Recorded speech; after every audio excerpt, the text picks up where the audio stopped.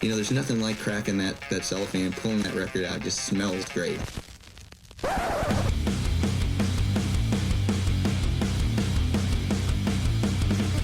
Welcome to BODS Mayhem Hour. Non-stop hardcore energy. I love the show, guys. You're awesome. Unlike any other. With your host, John the Bod, a.k.a.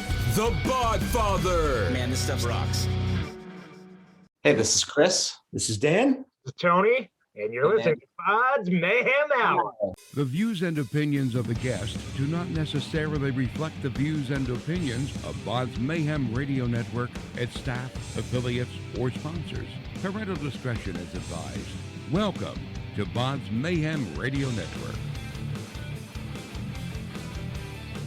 Hey everybody, welcome to BODS Mayhem Hour. I'm your host, John the Bod, aka the Bod Father, and as always, I'm bringing you guys and gals awesome interviews.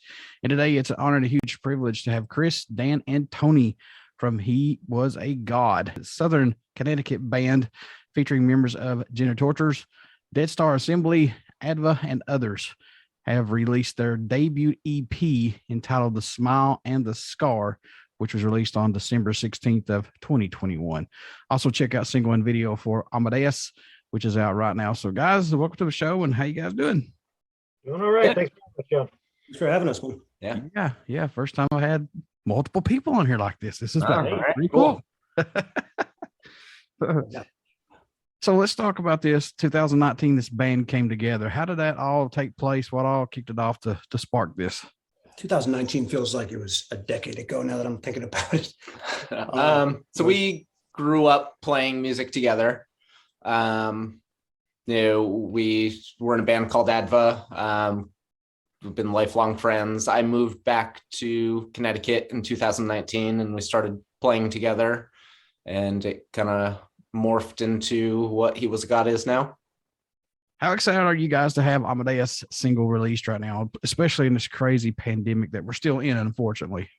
I mean, it's been great just to be doing something, be doing anything, especially since we started playing live shows and then had to take a long hiatus. Now to have something that we worked on and everybody contributed to and see that final product and have people appreciate it has been great, and has definitely been a respite from all the other nonsense that's going on in the world. What made Amadeus the first track release off the EP? I know there's two others on here, but what stood out about this single that said, yeah, this has got to be hit? Amadeus kind of sets the stage a little bit for who we are as a band. It is actually one of our shorter cuts out of all of our songs, coming in at just over 4 minutes or so. But it has, a bunch of kind of odd changing time signatures without feeling super weird. It's got some frantic vocals. It's got vocal harmony. It's got big, deep growling. It's got a whole bunch of mellotrons. It's kind of, you'll either hear this and be like, oh, yes, totally, I want to hear more of this. Or you'll hear this and be like, nah, that's not really for me. Either way, we're off to a good start. For each of you, what's impressed or excited you the most about creating this single Amadeus from its infancy to where you see it now? What sticks out the most or excited you guys the most about this? For me, it's just been the whole process. Tony kind of manned the production and engineering, which we would typically be in a studio, with somebody else outside the band. So to be able to have more control over it and to be able to hear it come together, not over a day or two, but over several weeks, and discuss the process and be able to weigh in creatively, was a change of course and something that made it much more powerful and made us, at least me, feel much closer to the final product.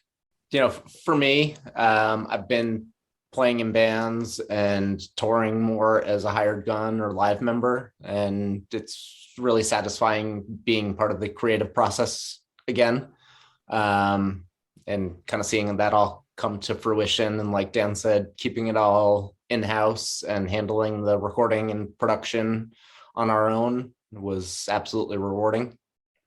Were these songs already written pre-pandemic, or was this actually during the pandemic? Or are these all brand new, or these been sitting here for a long time, guys? That process is kind of twofold. The music for all three songs were more or less written before the pandemic started. They did morph a bit throughout our kind of hiatus during, quarantine times. More or less, I got to reflect on, hour plus worth of material that we had for, over a year. So like when we got back into a room together and started like playing again, it was like, hey, we all had some thoughts about reworking some of these tracks. But also pre-pandemic, we did not have our singer yet, Benjamin Curns. And he added a new dimension to our songs. He made our songs. So he actually only joined the band this past summer. I believe it was in July of 2021. So all of the vocal melodies, harmonies, lyrics, all that's all newer. So we had a few months to gestate that before recording them. But so both, I guess. So after adding Ben and this band coming back together full force, do you guys see that's a stronger force with you guys, a stronger brotherhood and musically with you all? Yeah, Definitely. 100%. I think it brought us, we've been lifelong friends, but it brought us back together with a closeness that, we might not have felt over the last few years prior to this. The chemistry with Ben has been phenomenal, and it just clicked right away. That's how we knew he was the right guy for the mix. Yeah, it's been a good feeling all around. It's not easy for somebody to walk into a room, especially auditioning for vocals, and come in with four guys who have known each other for decades. And he's handled it unbelievably, and he's added that whole new dimension that we were looking for a singer to add. Yeah, absolutely. I couldn't imagine anybody having the stomach to deal with the four of us. Decades, like 30 years of history between us, and it's just like, oof! I wouldn't wish that upon anybody. And here Ben is like just owning it and just stepping right in and killing the game. It's awesome. And it's crazy for me to even say this, but I've noticed this a lot. Even I've went through it. It's like now we're kind of getting back together, getting back out a little bit. And it's kind of like we have to take baby steps to adapt again on how to approach each other now.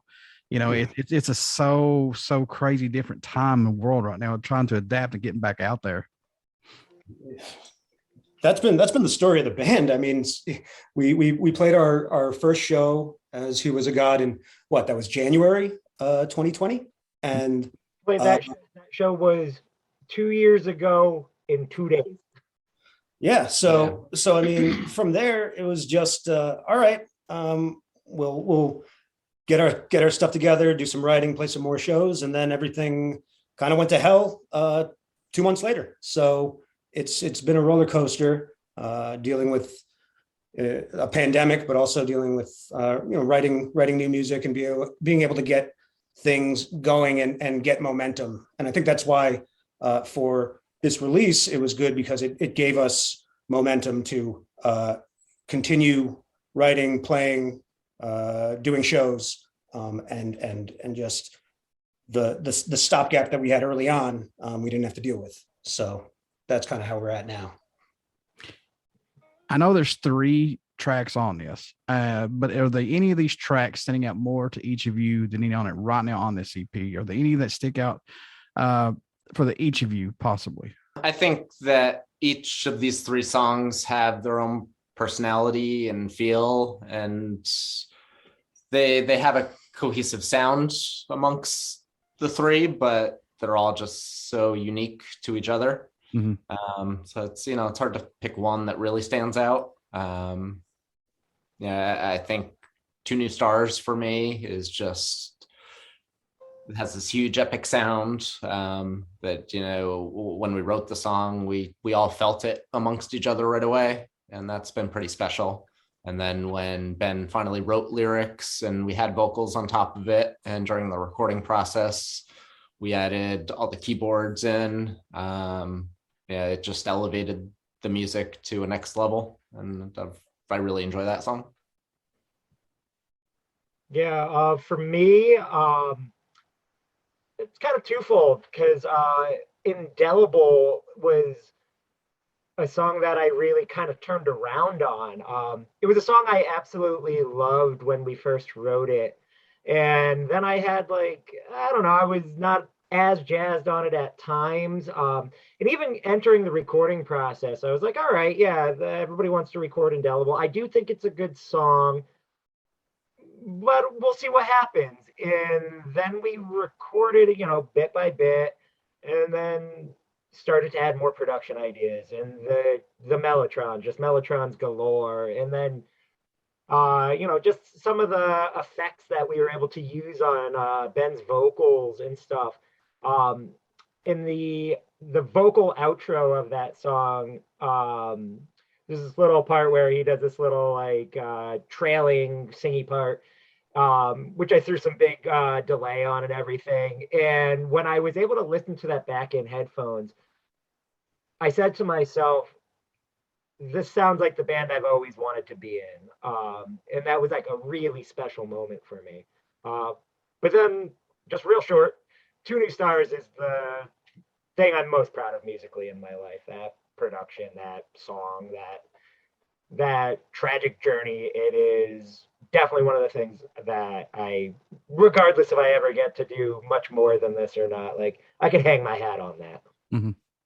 I mean, well, I guess since we've covered two of them, Amadeus, I love it because it's just got a really cool bass line.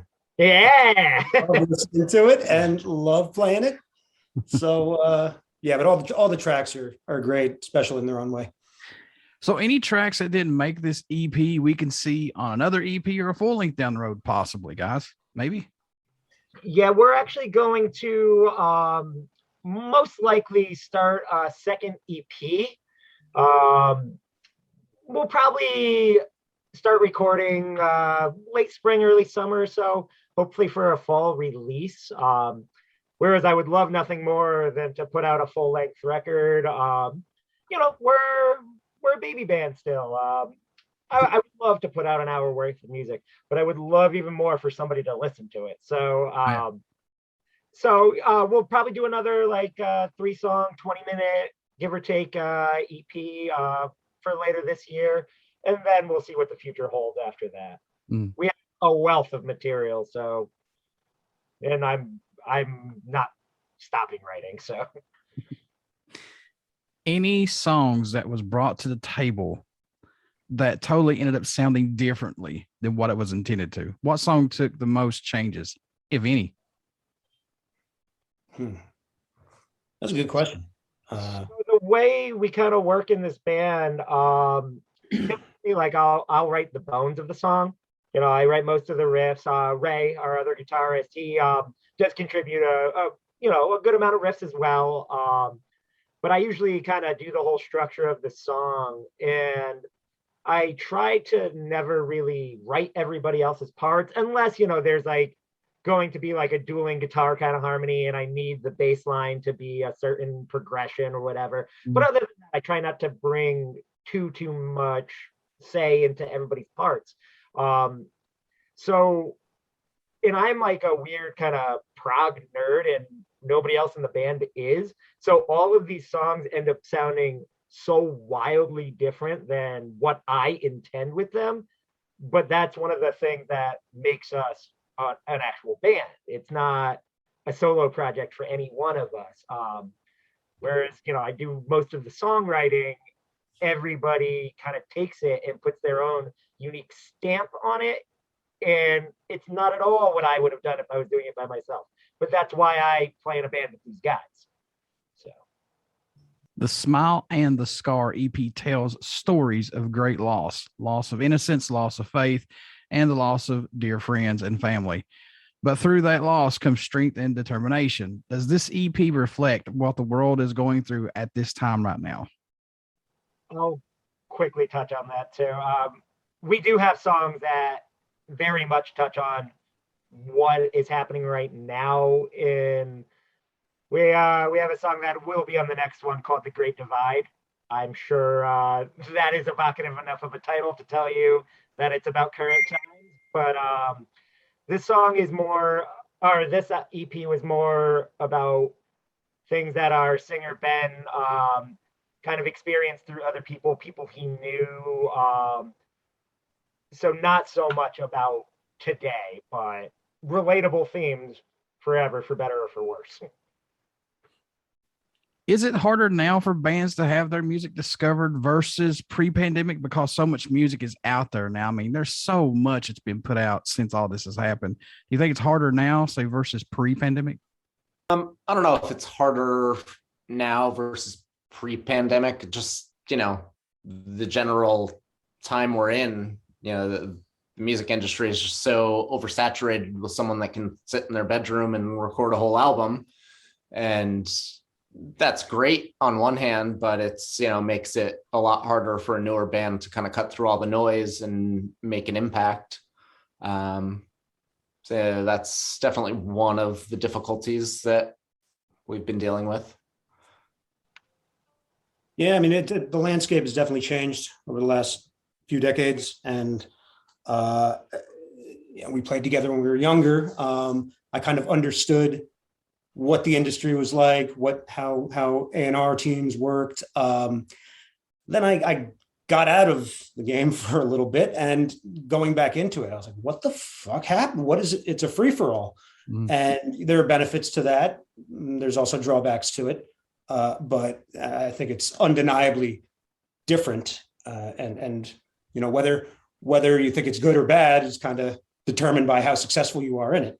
And we're starting to put things out and see how people respond. Everybody can probably vouch for the fact that it's difficult, but ask us in a year and we might have a better answer. It's like I always say, I mean, you got these bands who are national touring bands that are huge, that really don't need any help right now with all this, that can actually survive. But you got musicians who's been, say, 15, 20 years, that all this is new for them, and touring life is all that they know. And without that touring life, that's it. That's their funds. That's their financial status. So, you have to adapt. And if you don't adapt, then you're lost, sadly. Yeah, absolutely. Which is a good time to remind people to buy music from bands too. Yes. With shows kind of back, every show that we book at this point, I am expecting to get canceled, like every single one. So buy t-shirts from bands, buy their digital downloads, buy their CDs, buy their records. Like, that's what's going to keep new music happening. Like, yeah, thankfully, all of us have careers outside of music that enable us, as adults to make an investment in ourselves and in our craft. But just streaming a song that 0.0001 cent isn't going to feed anybody, it's not going to keep anybody's lights on. So, crazy. It's like I've always told everybody when I do this podcast, hey, if a band's coming through that you like, go watch them. Purchase anything from their merch table. I don't care what it is, a CD, buttons, stickers, shirts, whatever, because that's gas money for their next stop and food money. So, I mean, yeah, that's the best support anyone can give right now. Yeah, it's a win-win situation. I mean, I buy shirts that I can't wear, but I'll give them away free for a contest on here. Absolutely. It's great. So it's like I always said, we're helping each other out through all this. I buy a shirt at every freaking concert I go to, for better or for worse. Usually for worse, but that's like me. I'm a big guy. I can't find shirts in my size usually, and when I find them, I snatch them up. Like, I've got a bunch of Metallica shirts I found in my size, and I bought just about every one of them off there. There you go. Like, hell yeah, I'll take them all. So but what's your guys' thoughts on touring and getting back on the road at this point, if you guys want to do that? Well, Chris, why don't you answer that, because you spent the most time on that. Yeah, I mean, things are starting to get back to normal somewhat. A few months ago, I was back out with my other band, Genitorturers, for a small 2-week run, and it felt great to play. So I'm eager to play anything and anywhere right now. I'd really love for this band to get in a situation where we can actually tour. So, that is one of my goals right now, but we'll see what the future holds. Did you see a lot of people coming to the shows? Did you see more people now coming out? There are a lot of people that are, really eager for live music again. I've experienced that both playing shows and going to shows. There are definitely some people that still seem hesitant about it, but for the most part, it seems like people are really just eager to get back out there. Guys, what does He Was a God bring to the table for music that other bands might not, if anything, possibly? A bunch of weird time signatures, but you won't notice them. A bunch of harmonies, which I hope you notice. A lot of mellotrons, which I hope you notice. Really great guitar solos from Ray. Really great everything from the rest of us.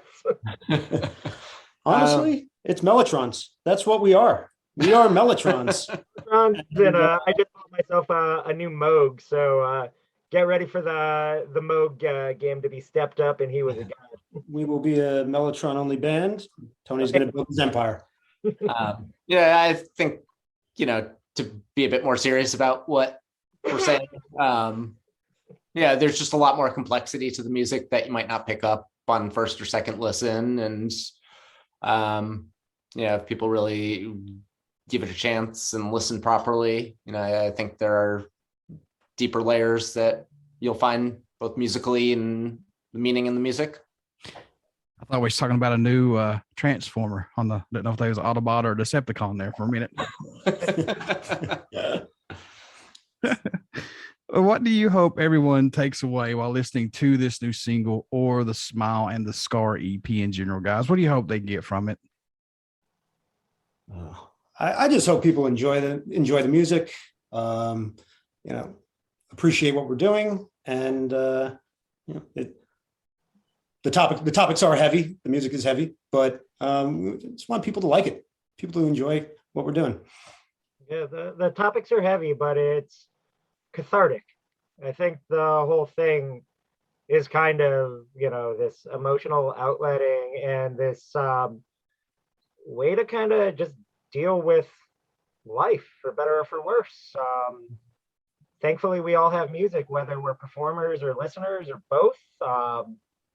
It's one of the best things that's ever happened in my life, is just being able to play and listen to music. And I just hope anybody enjoys it in some way. Yeah, much like Dan said. But yeah, it's this raw but polished and weird thing. It's fun. I know you guys have a lot of music that you go back and listen to, and I still do to this day. Do you still have a go-to album, guys, or song that you find yourself gravitating back to that you have to listen to at least once a month, twice a week, something like that you just cannot kick away? God. Wow. Yeah, there's so much. I mean, for me, it's a album for a season, but Still Life, Opeth.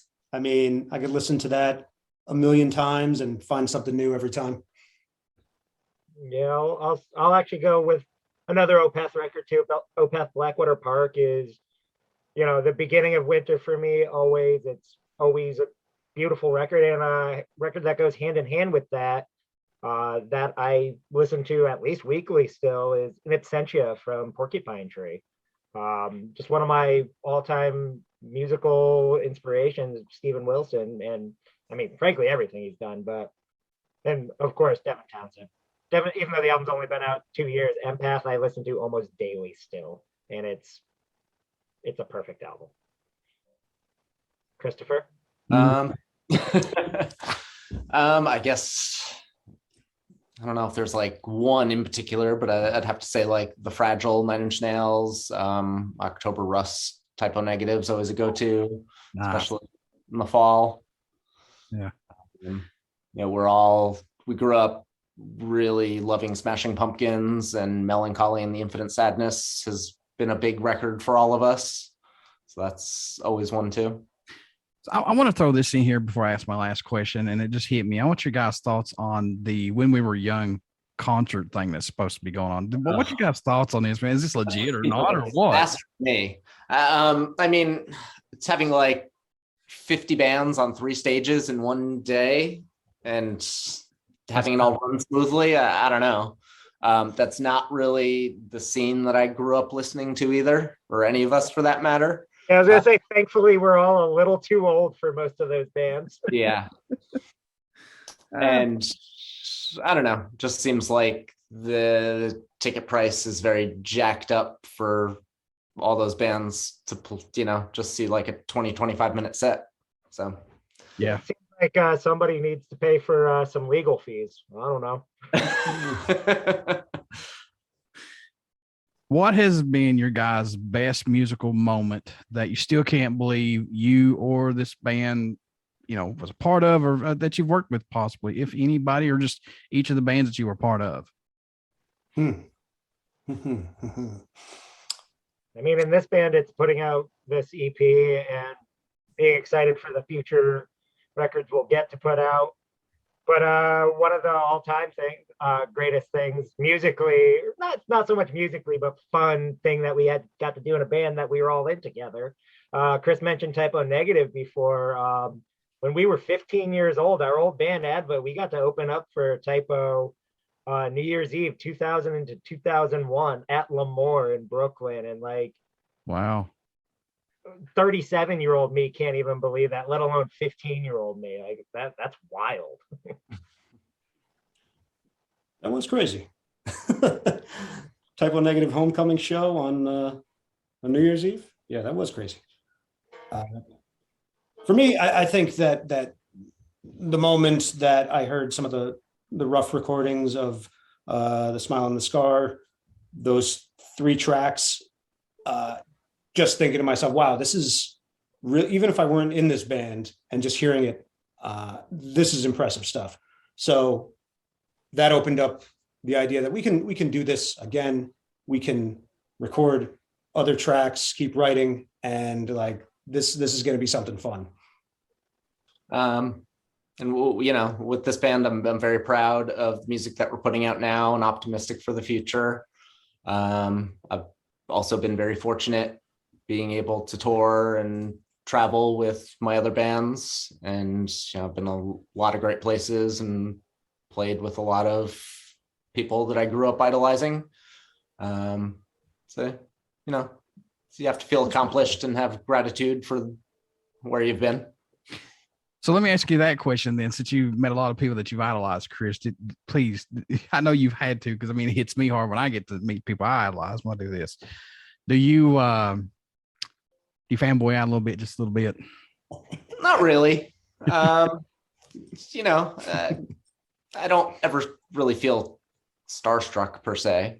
But I don't know, you just kind of take it in stride. Chris, this guy's Mr. Cool over here. I'm starstruck all the time. Yeah, really. I'm starstruck looking at Tony right now. So you guys get to meet them face to face. I'm just sitting here, behind the camera going, I feel like I'm Chris Farley on the set of Saturday Night Live on Thanksgiving Does with Paul McCartney. So you mean guys remember with the Beatles? Mm-hmm. That was cool. Yeah. All right, guys. How can folks stay in touch with you all? Buy this new EP that's out right now. Whatever you guys got coming up, how can they do that?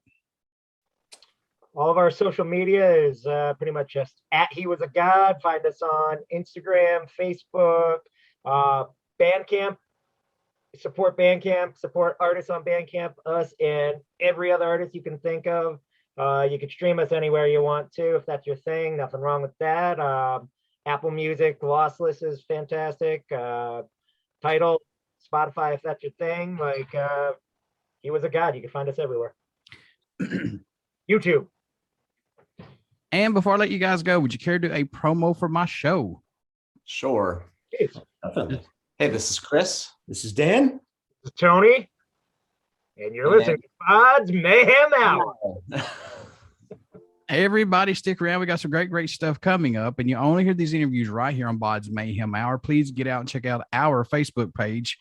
It's got our podcast link and our YouTube link. And I'm begging. Yeah, I'm going to say it. I am begging for YouTube subscribers.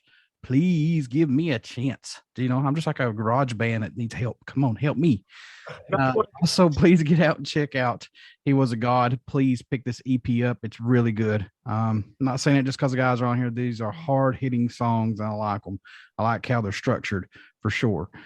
Give this band a fair shot. You will like these guys. Trust me. So, guys, I appreciate your time, and I wish you guys nothing but the best luck with this project. Thank you very much. We appreciate it.